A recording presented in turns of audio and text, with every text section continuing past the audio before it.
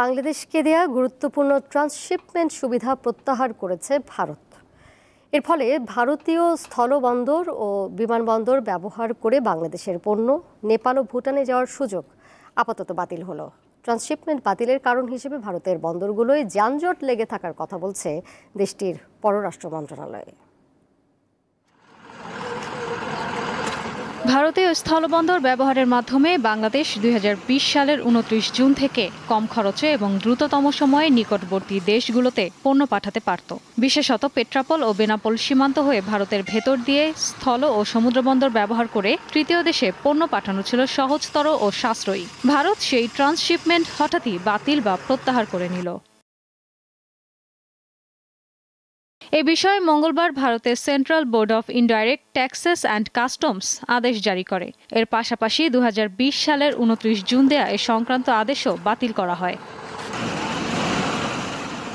ভারতের পররাষ্ট্র মন্ত্রণালয়ের মুখপাত্র বুধবার এক ব্রিফিংয়ে কেন্দ্রীয় সরকারের এমন সিদ্ধান্তের কারণ হিসেবে বন্দরগুলোতে যানজটের কথা উল্লেখ করেন।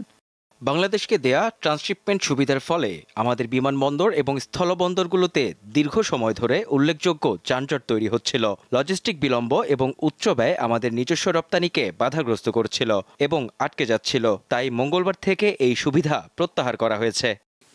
ট্রান্সশিপমেন্ট নিয়ে ভারতের এই সিদ্ধান্ত বাংলাদেশের রপ্তানি খাতকে প্রভাবিত করতে পারে। এমনকি দেশে যখন বিনিয়োগ সম্মেলন চলছে, ঠিক তখনই দিল্লির এমন ঘোষণা বিনা মেঘে বজ্রপাতের মতো ঘটল। যদিও বুধবার সন্ধ্যা পর্যন্ত এ বিষয়টি জানেনই না বাংলাদেশ বিনিয়োগ উন্নয়ন কর্তৃপক্ষের চেয়ারম্যান। আপনি নিউজটা আমাকে এইমাত্র ব্রেক করলেন, কারণ এটা আমি জানতাম না। আমি তো একটার পর একটা বাইল্যাটারাল মিটিং এর মধ্যে আছি, সো এই ব্যাপারে আমার একেবারেই ধারণা নেই যে ওনারা কি ডিসিশন নিয়েছেন, কেন ডিসিশন নিয়েছেন।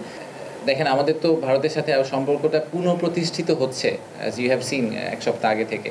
সো আমি পার্সোনালি মনে করি যে এখন পুরো ট্রেড স্পেস যেটা, এখানে আমেরিকা একটা ডিসিশন নিচ্ছে, অনেকেই অনেক ধরনের ফাস্ট ডিসিশন নিচ্ছে, আবার আমার ধারণা অনেকগুলো ডিসিশন ওভারটার্নও করা হবে। ট্রান্সশিপমেন্ট সুবিধা বাতিল করলেও এরই মধ্যে ভারতে প্রবেশ করা বাংলাদেশি কার্গোকে ভারতীয় অঞ্চল ত্যাগ করার অনুমতি দেওয়া হয়েছে। ইশরাত সুমা, দীপ্ত বার্তা কক্ষ।